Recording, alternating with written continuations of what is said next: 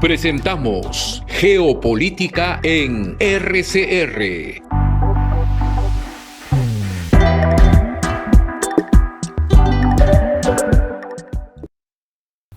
Muy buenas noches, estimados amigos. Bienvenidos nuevamente a su programa educativo, cívico, no partidario, tratando de ser lo mejor posible en términos académicos, es decir, no con opiniones gratuitas, no con opiniones sin fundamento, sino con fundamento. Eso es la geopolítica, inseparable de la historia, inseparable de la geografía, inseparable de la ciencia política, del poder, de la economía y de otras disciplinas, incluida la antropología.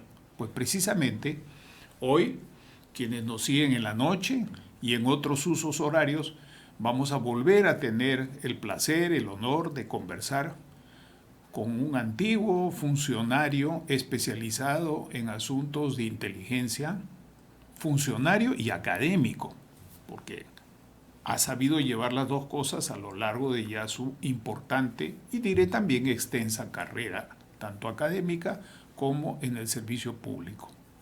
Se trata de Enrique Obando Arbulú, a quien conozco desde hace muchos años. Hemos trabajado juntos un periodo en el Instituto Nacional de Planificación, en asuntos en los cuales se estaban iniciando o dando los primeros pasos fuertes en los respectivos campos. En el mío, en el tema de reforma del Estado, reforma de la administración pública, y en el de Enrique, en materia de relaciones internacionales. Además, el año en que yo ingreso, el 70, era el único politólogo. Y el año en el que ingresa él, varios años después nos dirá el año, yo en este instante no lo recuerdo, era de los pocos antropólogos, creo que habían 2 antropólogos en el Instituto Nacional de Planificación. Punto número 1, lo cual significa una visión multicientífica, multidisciplinaria, transdisciplinaria como se dice ahora, porque ya enfocábamos temas de complejidad. Punto número 2. Enrique se destacó por ser una persona muy acuciosa, muy bien informada, lo cual ha mantenido a lo largo de toda su carrera, y empezó lo que se llamaban, me corrige Enrique luego si no preciso bien la denominación, los balances estratégicos con países vecinos. En esa época incorporamos no llamándolo de esa manera, incorporamos al trabajo del Instituto Nacional de Planificación una visión, benchmarking geopolítico con los países vecinos y con otras potencias, de tal manera que sirvieran no solamente a los planes, sino a la toma de decisiones en las que el Sistema Nacional de Planificación estaba involucrado, incluyendo la participación en la opinión legal, técnica, geopolítica, económica o sociológica o antropológica de los proyectos de ley y principales decisiones del gobierno de esta república durante varios años. Esto se inició en 1962, mucha gente no sabe eso, se inició el 62 con el decreto ley 14220, que fue disuelto luego el sistema junto con el sistema de control y de contraloría en 1992, del 62 al 92 pasando por varios gobiernos, militar, Belaúnde, García, 2 gobiernos militares, gobierno de Belaúnde nuevamente, gobierno de García y gobierno de Fujimori hasta 1992. Esto significa un acervo que no debe perderse y por eso invitamos a que comparta sus criterios, no las anécdotas, sino sus criterios a Enrique, porque él conserva ese acervo y a mí me place decirlo. Luego él ha trabajado muchos años, antes de que yo me fuera del país, lo he visto trabajando muy de cerca en el Instituto de Estudios Internacionales con importantes publicaciones. Y luego se ha graduado y se ha dedicado a los temas de inteligencia en los respectivos organismos superiores del Estado, así se llaman, que son Ministerio de Defensa, Dirección Nacional de Inteligencia y otras instituciones más que son de suma importancia. Yo quiero detenerme aquí en esta presentación y en la conversación de hoy, en los primeros 10 minutos, invitamos a Enrique a que nos diga sus ideas centrales sobre el tema que nos convoca, que es una especie de cómo es cara a cara la geopolítica estadounidense y la política de la República Popular China en la actualidad. Hasta aquí llego yo en esta presentación, amigos, y les dejo a ustedes con Enrique Obando Arbulú, directo amigo y excelente profesional que nos honra tener en el Perú y perteneciente a varias redes en temas de seguridad, desarrollo, defensa e inteligencia a escala internacional, no solamente sudamericana. Adelante, Enrique, gracias por acompañarnos. Bueno, muchas gracias, Manuel, por esa presentación que me has hecho. Te voy a contratar cada vez que tengo que dar una conferencia porque toda es la presentación. Con mucho gusto. Con mucho gusto, solamente que no voy a decir algunas otras cosas que hemos hecho juntos porque no son políticamente correctas. Así es. Bueno, sobre lo que planteabas tú de qué año entré al INP fue 1977. Me parece que tú ya no estabas. Creo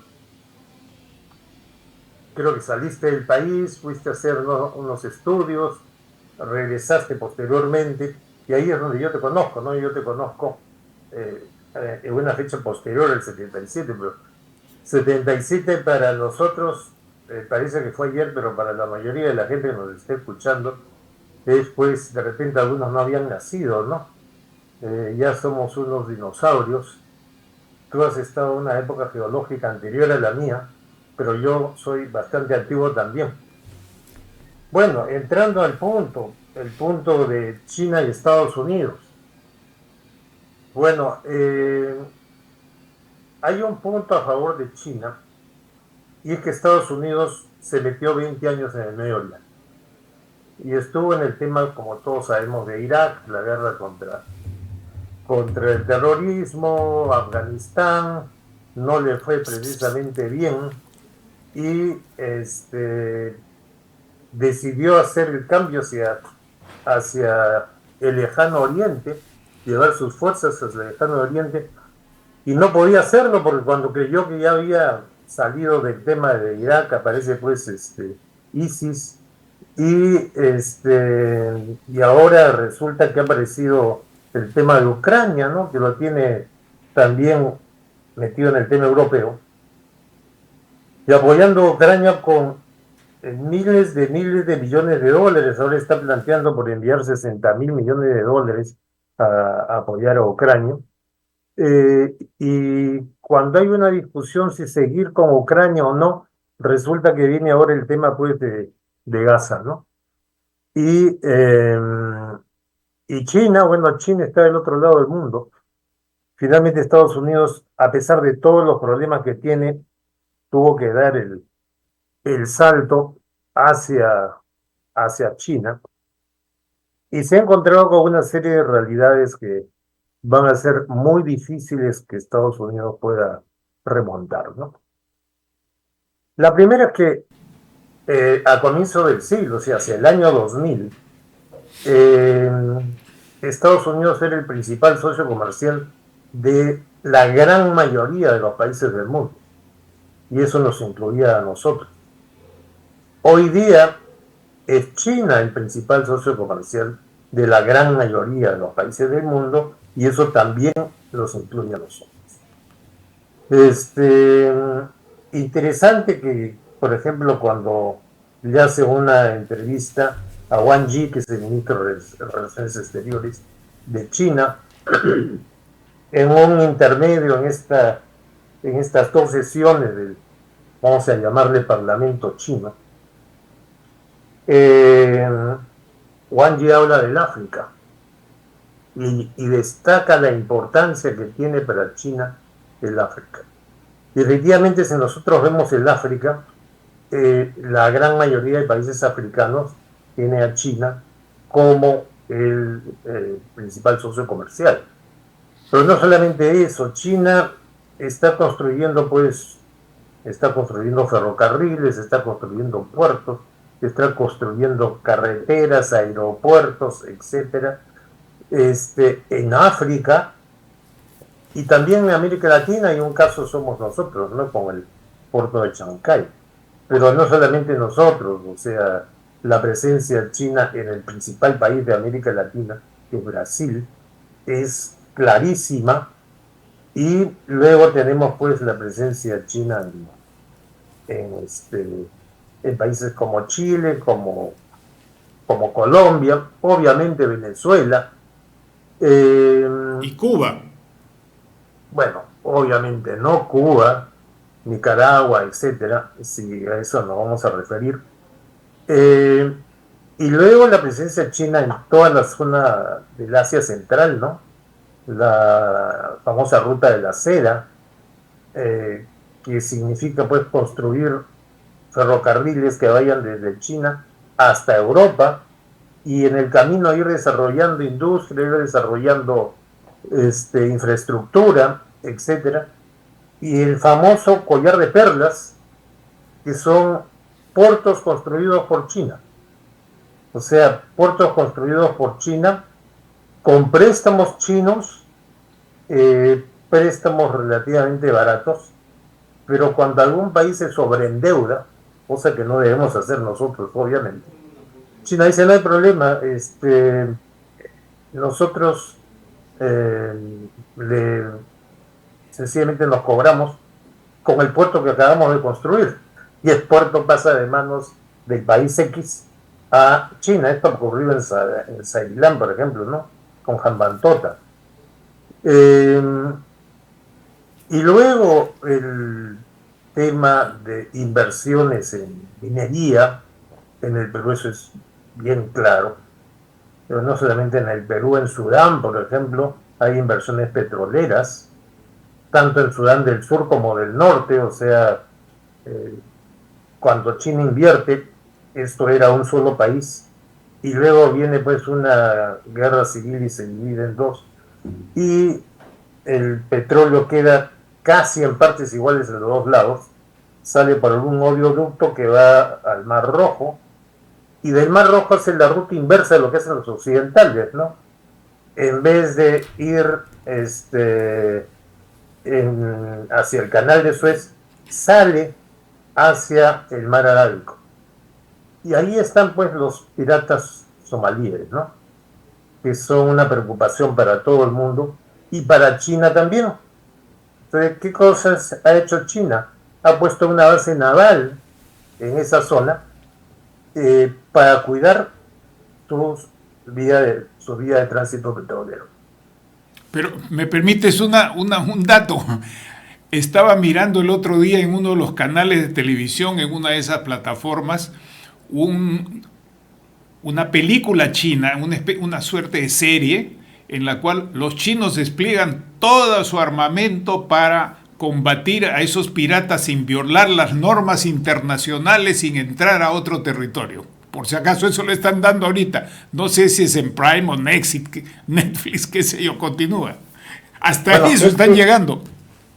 Es que uno de los temas que dice Wang Yi en la entrevista es que uno de los principios chinos es no entrar a los problemas internos de otros países.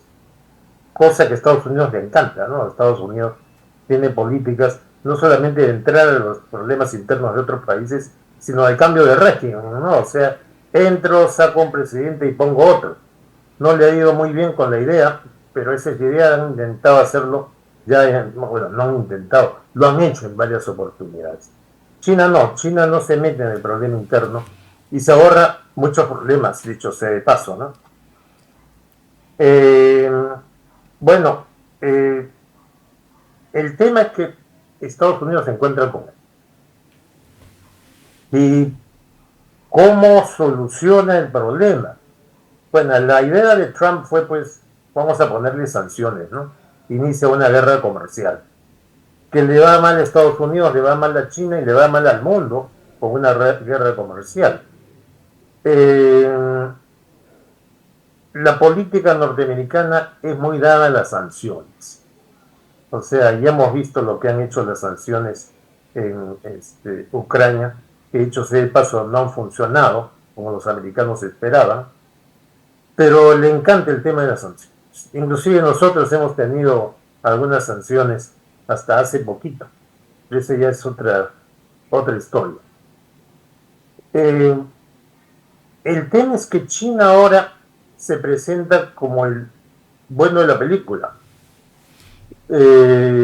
Si vemos, por ejemplo, la famosa entrevista que menciona, ¿no? Wang Yi, los 3 principios de Xi Jinping son respeto mutuo, coexistencia pacífica y cooperación de ganancias compartidas. Y esto, dicho de esta manera, parece pues sumamente lógico, ¿no? Parece la filosofía de los objetivos de desarrollo sostenible. Es bien gracioso. Efectivamente. Y dice, la paz es una prioridad absoluta. No injerencia en asuntos internos, que es lo que acabo de mencionar. Solución política de los problemas, no la guerra. Objetividad, imparcialidad. China se presenta como un país que puede ayudar a solucionar problemas. Lo ha intentado en Ucrania, por ejemplo. Abordar los síntomas, pero sobre todo las causas de los problemas. Mantener la estabilidad estratégica mundial. Y el desarrollo es la llave de oro para resolver los problemas. Y la economía mundial abierta. O sea, dicho así, bueno, ¿quién podría oponerse a una cosa de esta naturaleza? No es una paz maravillosa, todo el mundo se lleva bien, hay desarrollo mundial, hay estabilidad estratégica, la economía crece, etcétera, etcétera. Y a la pregunta de quién podría oponerse a esto, la respuesta es Estados Unidos. ¿Y por qué Estados Unidos?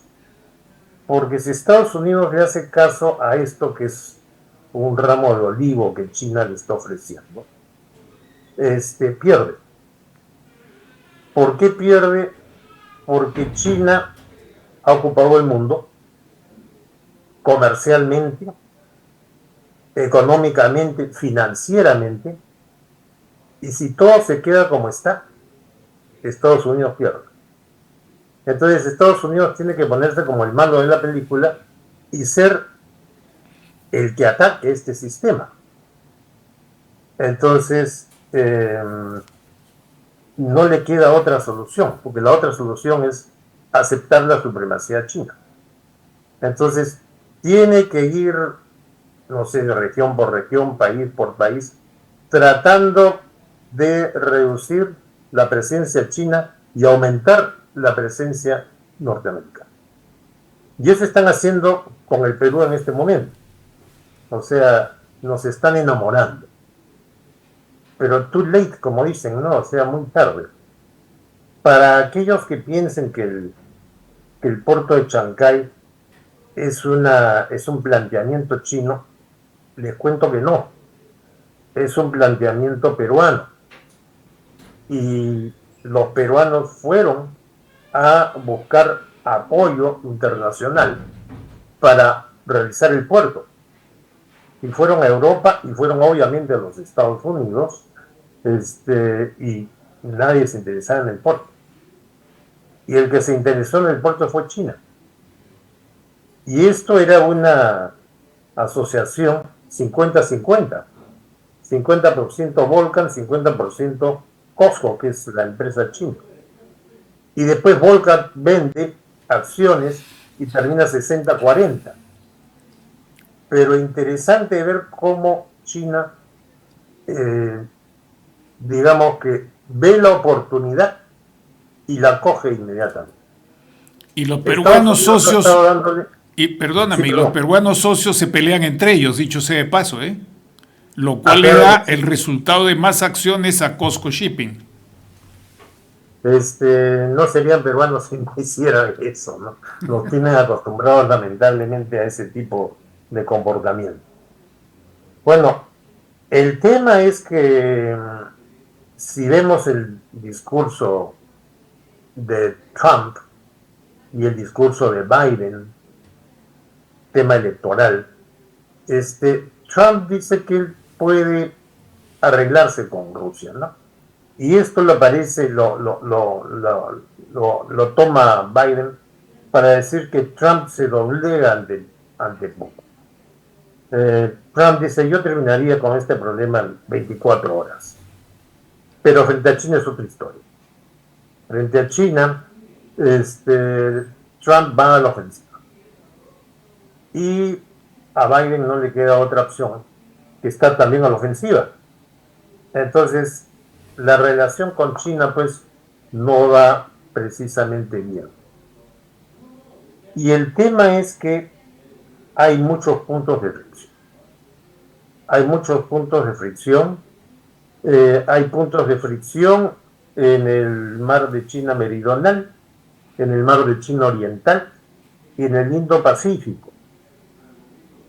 Y esta es parte de la política china actual, ¿no? Defender los derechos de China en el mar de China Meridional, Oriental y en el Indo-Pacífico. ¿Qué pasa en el mar de China Meridional? Bueno, tenemos las Islas Spratly. Las Islas Spratly, hay una disputa entre una serie de países sobre quiénes son los dueños de las Islas Spratly. Y uno de ellos es Filipinas, el otro es Vietnam, el otro es Malasia y el otro es Brunei. Bueno, cada uno pide su pedazo de Islas Spratly frente a sus costas, lo cual, digamos, es lógico que lo haga. China no tiene las Islas Spratly frente a sus costas, las tiene bien lejos. Pero China hace una curva en el mapa y dice, todo esto es mío y todas las Islas Spratly son mías. O sea, no hay ningún otro país que pida todas las Islas Spratly excepto China. Bueno, ¿cuál es el tema? El tema es, pues, energía, ¿no? O sea, hay petróleo, hay gas. Antes a nadie le interesaba quién era el dueño de las Islas Spratly y ahora resulta que se matan por las Islas Spratly. Resulta que Estados Unidos es aliado de uno de estos países y tiene bases en este país. Entonces, de Filipinas. El problema es que Estados Unidos está dispuesto a decir, esto no es chino, esto es alta mar, mar abierto, mar internacional, etc. ¿Por qué los chinos dicen que es chino? Por razones históricas.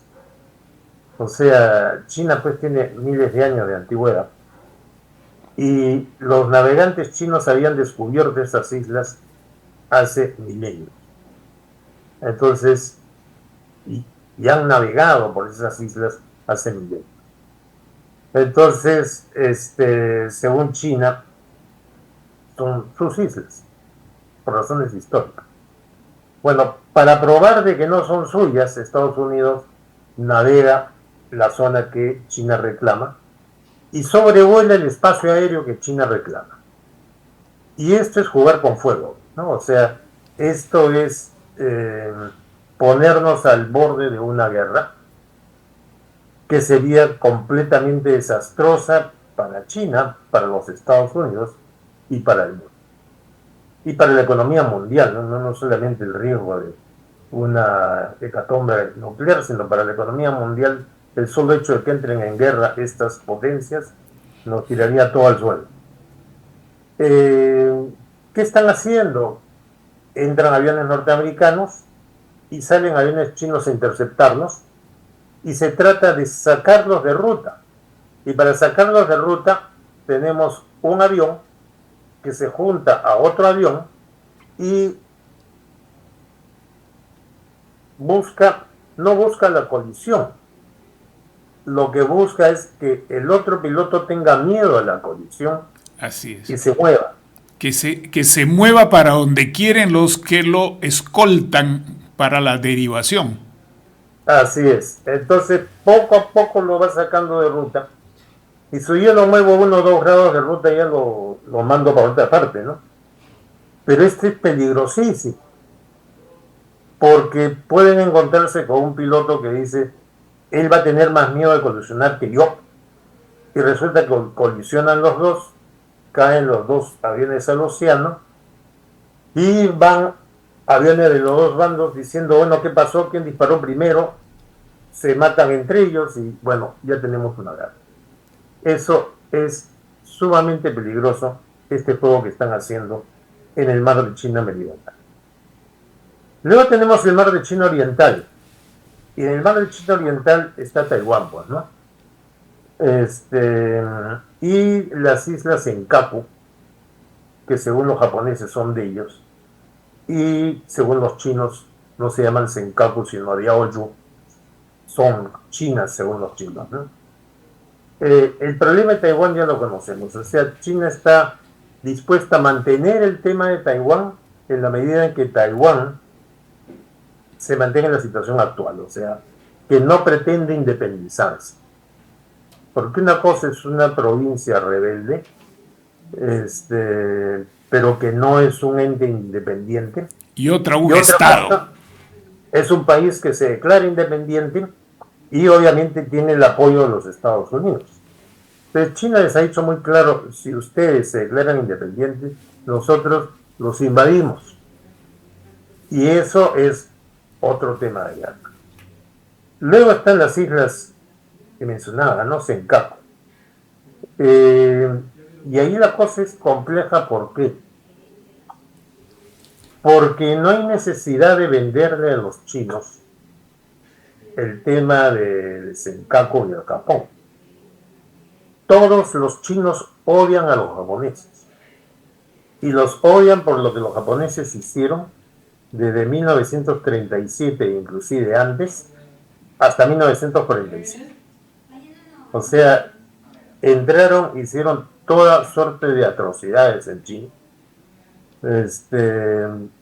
Entraron a las ciudades, mataron miles de civiles, mujeres embarazadas, niños, jugaban, en vez de tener bolsas de arena para practicar el uso de la bayoneta, tenían chinos vivos atados para practicar el tiro, el uso de la bayoneta.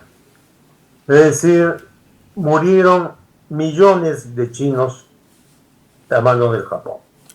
Y además los experimentos que hicieron con ellos y con otros pueblos orientales. Eso es una cosa que no se menciona, pero eran tantas atrocidades o peores que las que hicieron los nazis. Efectivamente, tanto con los chinos como con los coreanos. Así es. Y la utilización en el caso de los coreanos de las mujeres coreanas como diversión, prostitutas, digamos, ¿no? O sea, es que ni siquiera prostitutas, porque eran esclavas sexuales. O sea, no es que les pagaron, eran esclavas sexuales del ejército japonés. Entonces los odian con toda la razón del mundo, y cuando un barco japonés, un buque de la Armada japonesa captura un pesquero chino en una zona que según Japón es suya y se lo lleva a China y apresa al capitán, millones de personas salen a las calles en China a pedir que el gobierno se ponga duro con Japón. Nada de esto fue movido por el Partido Comunista, ni el gobierno, ni nadie. La gente salió de manera normal, natural, a las calles. Y el tema de Japón es un tema muy complejo. Y el problema es que Japón es aliado de los Estados Unidos. Entonces tenemos tres aliados de los Estados Unidos, Japón por un lado, Taiwán por el otro, y Filipinas por el otro, los tres con problemas con China. Entonces la cosa no se presenta precisamente fácil, ¿no? Y bueno, a esto se une lo que es resultado de la guerra de Ucrania. O sea, Rusia se queda sin poder venderle gas y petróleo a Occidente y decide vendérselo a China. que ya lo venía haciendo, ¿no? Pero le duplica, le triplica la cantidad de gas y petróleo que le vendía a China. Y Occidente, para ser más claros, Estados Unidos, echa a Rusia en manos de China. Y se produce una alianza interesante, que es la alianza de la segunda potencia económica del mundo, que es China, con la primera potencia nuclear del mundo, que es Rusia. O sea, Estados Unidos probablemente tenga un gigantesco ejército y una gran armada, pero contando artefactos nucleares, Rusia le lleva una interesante ventaja a los norteamericanos. ¿Me permites un punto relacionado a esto? Adelante. Yo me pregunto, tal vez tienes algún comentario que puedas hacer. Todo esto, este tema al que has entrado, ¿no?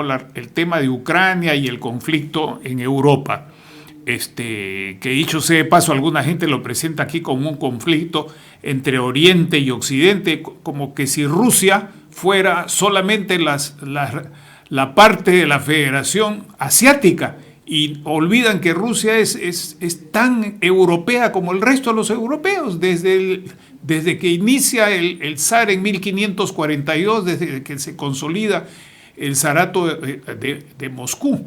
Bueno, pero por ahí no va mi pregunta, sino va por el hecho siguiente. Esto ha afectado las crecientes relaciones económicas de inversión de China con otros países de Europa, de la Unión Europea y de la propia OTAN. Bueno, ¿han continuado esas relaciones económicas?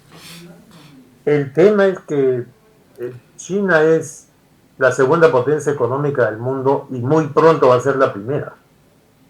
Entonces, tú no te peleas con un monstruo de ese tamaño, con un gigante de ese tamaño. Rusia tiene, económicamente es como Italia. Rusia sería la séptima potencia económica del mundo. China es la segunda y va a ser la primera. Rusia no tiene pretensiones globales. Estados Unidos tiene presencia global. China sí tiene pretensiones globales. Por ahora es una potencia regional, pero de una región pues inmensa, ¿no? O sea, la región es Asia Oriental, Asia Central, y va hasta África y parte de Europa. Pero no tiene, Rusia no tiene, digamos, una pretensión global porque su economía no se lo permite. Además, tiene 142 millones de habitantes, más o menos, para el inmenso terreno que tiene. China tiene 1.400 millones. O sea, hay una diferencia abismal entre uno y otro. Entonces, pelearse con Rusia es una cosa, pelearse con China es otra. O sea que las relaciones sino-europeas, económicas, más o menos que se han mantenido. Yo puedo criticar mucho a China, pero económicamente sigo con los chinos. Es más, es un dato interesante. ¿Quién es el primer socio comercial de Taiwán? El primer socio comercial de Taiwán es China. A pesar de todos los problemas, toda la enemistad, el apoyo norteamericano, etcétera, el primer socio comercial de Taiwán es China. Y hay empresas taiwanesas que trabajan en el continente. Así es. Y además empresas son estratégicas. Por supuesto. ¿Y quién es el principal socio comercial de Corea del Sur? Otro aliado norteamericano. China. Es más, si ustedes se acuerdan, hace unos meses atrás, fue la presidenta del Congreso norteamericano a visitar Taiwán. Y de ahí se dio un salto a Corea del Sur. Bueno, ¿qué hizo el presidente surcoreano? se fue de vacaciones. Se fue de vacaciones y no pudo recibirla, pues, porque estaba de vacaciones. La recibió un funcionario de segundo o tercer orden. ¿Y por qué? Porque Corea no se va a pelear con los chinos, pues. No se va a meter en el lío de los norteamericanos. Porque hay mucha relación económica que beneficia a las dos partes. Entonces los coreanos resolvieron el tema de esa manera. Entonces, difícil pelearse con un país que tiene una capacidad económica monstruosa y que encima me está dando préstamos mucho más baratos de lo que me lo pueda dar pues el Fondo Monetario, el Banco Mundial. Está construyendo infraestructura que yo no puedo construir. Está construyendo puertos que yo no puedo construir. Está ayudando a mi desarrollo cuando ningún país de Occidente se preocupó mucho en hacerlo. Sin ir muy lejos, estamos hablando, en el caso peruano, ¿no?, de puerto y ferrocarril, porque no es solamente puerto. Va a haber un ferrocarril transcontinental que va a venir del Atlántico al Pacífico, saliendo por Chancay. ¿Y qué va a traer ese ferrocarril? Va a traer carne y soya brasileña. Carne porque los chinos están consumiendo gran cantidad de carne, y soya porque es el alimento del ganado en China. Y eso es lo que permite que los buques que vayan a Shanghái no tengan que hacer la vuelta gigantesca hasta México o hasta los Estados Unidos. ¿Por qué se iban los buques a México o Estados Unidos? Porque no se llenaban con la carga, o sea, buscaban la carga chilena, luego la peruana, luego la ecuatoriana, luego la colombiana, luego la panameña, y seguían, y cuando llegaban a México ya estaban llenos. Entonces podían dar el salto a China. Si no, daban el salto en Estados Unidos a China. Y eso era un costo inmenso. Ahora el salto se puede dar directamente de Chancay a Shanghái. ¿Por qué? Por la soya y la carne brasileña. Eso va a llenar los buques, aparte de lo otro que siempre lo llenaba, ¿no? Entonces, Costco tiene oficinas en Chile, tiene oficinas en Bolivia, tiene oficinas en Perú, obviamente, en Ecuador, en Colombia, en Panamá, etcétera. Y de toda esa zona, los buques de Costco van a ir a Chancay, y de ahí van a dar el salto a China. Ahora, ya que estás tocando este punto, no sé si te digo la idea y tú terminas tu idea primero, por favor. No, sencillamente decía, los norteamericanos nos han visitado en varias oportunidades a vendernos la idea de que es mala la inversión china, de que la inversión china pretende quedarse con el país, que nos va a pasar lo mismo que pasó en Ceilán, que no pudieron pagar las deudas y los chinos se quedaron con el puerto, y una larga relación de quejas y de problemas.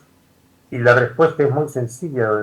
En todos los años que hemos tenido relaciones con los Estados Unidos nunca se le ocurrió hacer un puerto acá, pero ni remotamente.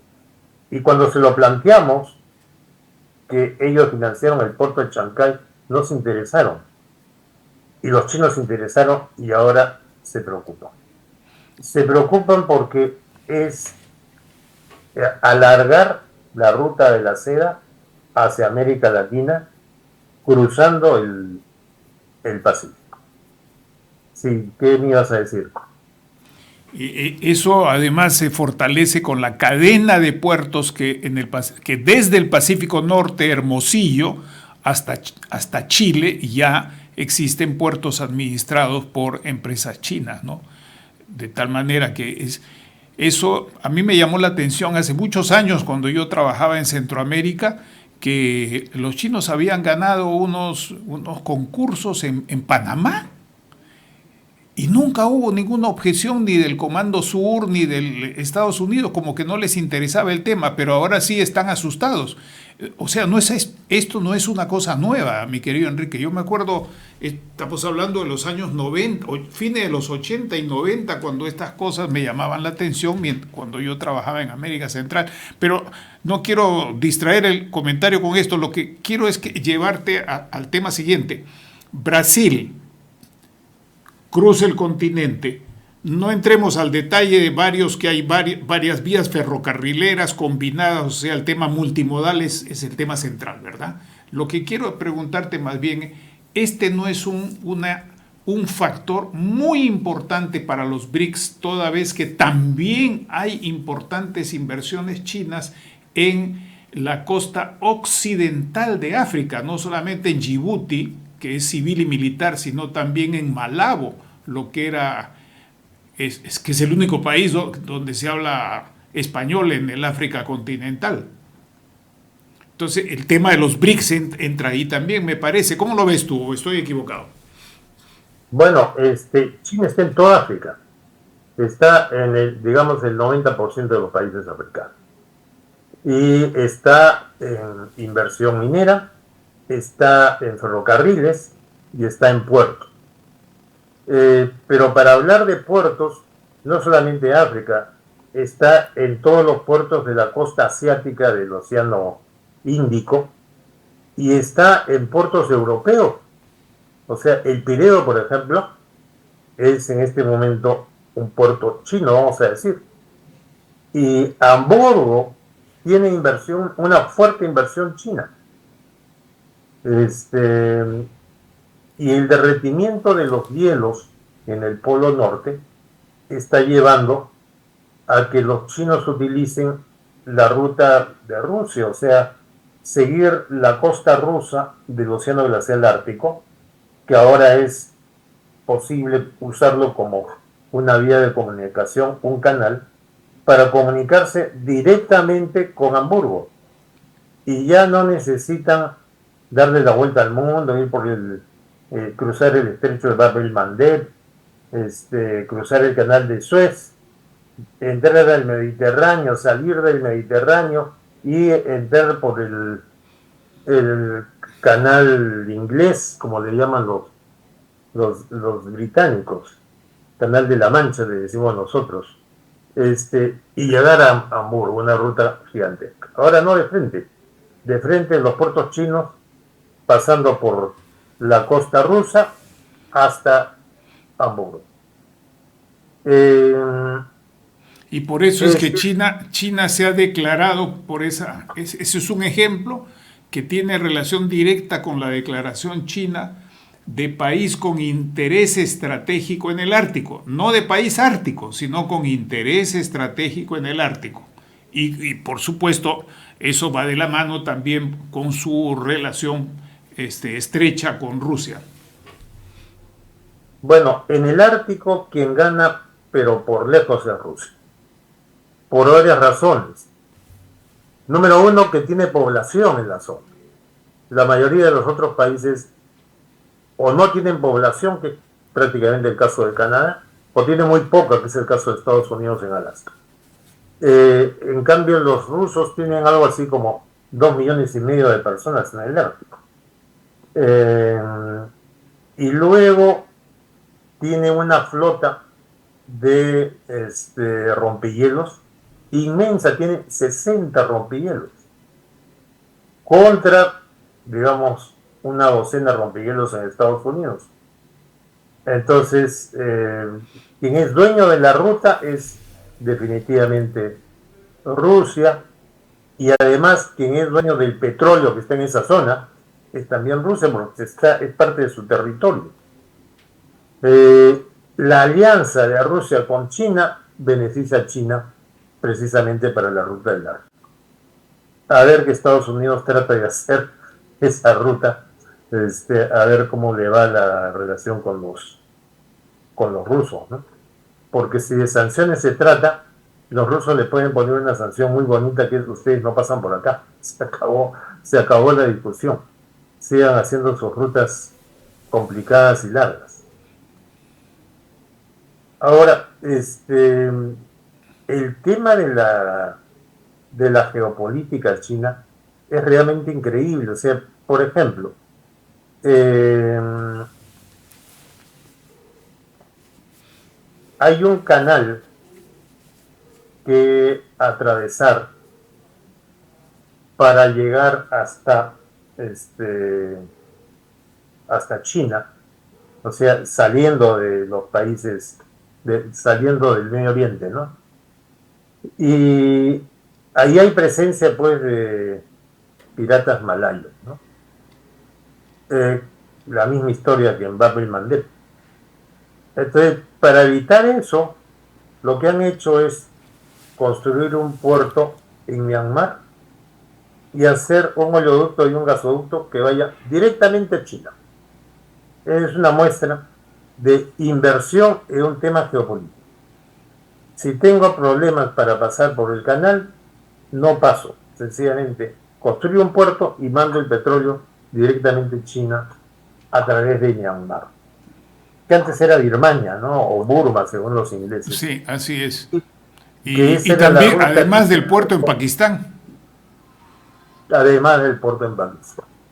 Si ustedes recuerdan, en la Segunda Guerra Mundial, esa era la ruta que usaban los aliados para apoyar a los chinos contra los japoneses, ¿no?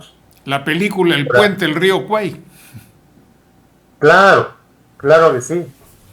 Por ahí iba una flota de aviones C-47 cruzando la cordillera, cruzando los Himalayas, y por tierra iban camiones del ejército británico llevando suministros al ejército chino.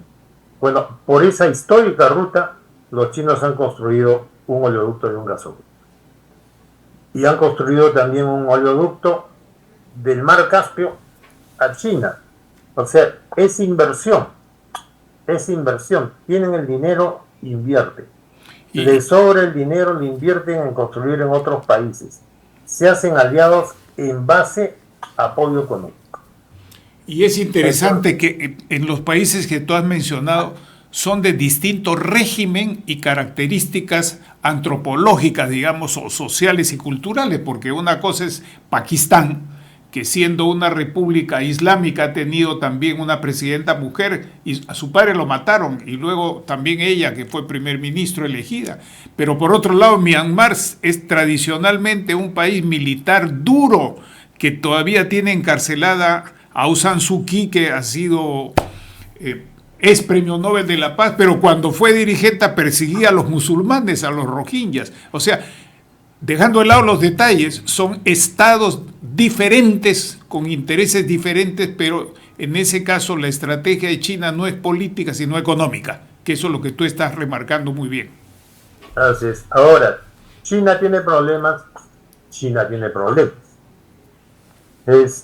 Hay zonas de China que no son chinas, o sea, que no son Han. O sea, Han es la etnia china. Lo que nosotros conocemos el chino de la esquina, por ejemplo, muy conocido por los que tenemos nuestra edad. Ese es un Han. Este, pero hay una serie de regiones y una de ellas es una región donde hay una población turca, que antes se llamaba el Turquestán chino, ¿no? Ahora se llama el Xinjiang. A través del Xinjiang pasa el petróleo que viene del Caspio. Y la gente del Xinjiang no se sienten chinos, o sea, étnicamente son turcos, y hablan un idioma derivado del turco, se sienten conquistados por los chinos y ahí hay un problema grave. Los chinos los consideran terroristas, hay violación de derechos humanos y un largo etcétera. Ahí hay un problema grave para China. Ese es un tema. El otro tema es el tema de que China todavía tiene población pobre. Y el crecimiento de China anda, bueno, quieren lograr un 5% este año, cuando China crecía al 9%, y llegó a crecer en 2 oportunidades al 14%. Creciendo a ese nivel entre 9 y 14%, yo puedo pues incorporar dentro de la clase media a todos los pobres de China. Pero si estoy creciendo a menos del 5, incorporar a los pobres de China a la clase media se vuelve una tarea más complicada y más larga. Y la pregunta es, ¿qué viene antes? ¿Que incorporen a las clases bajas a la clase media o que se produzca un estallido social? ¿Por qué? Porque antes en China todos eran iguales. O sea, todos eran pobres. Andaban mal, pero no podían quejarse de que hubieran ricos que explotaran a los pobres. Ahora no, ahora en China hay pues multimillonarios que tienen la misma riqueza que pueden tener multimillonarios norteamericanos. Y hay una zona desarrollada que está pegada a la costa. ¿Por qué? Porque ahí están los puertos. Y los puertos es lo que ha desarrollado en China, por el tema precisamente de exportación e importación. Pero los que están dentro son pobres. Entonces, yo puedo ir a un puerto o a una ciudad costera a buscar trabajo. Si encuentro trabajo, me quedo y gano un sueldo que multiplica por N lo que gano como campesino. Pero mi familia no puede ir, por una razón muy sencilla.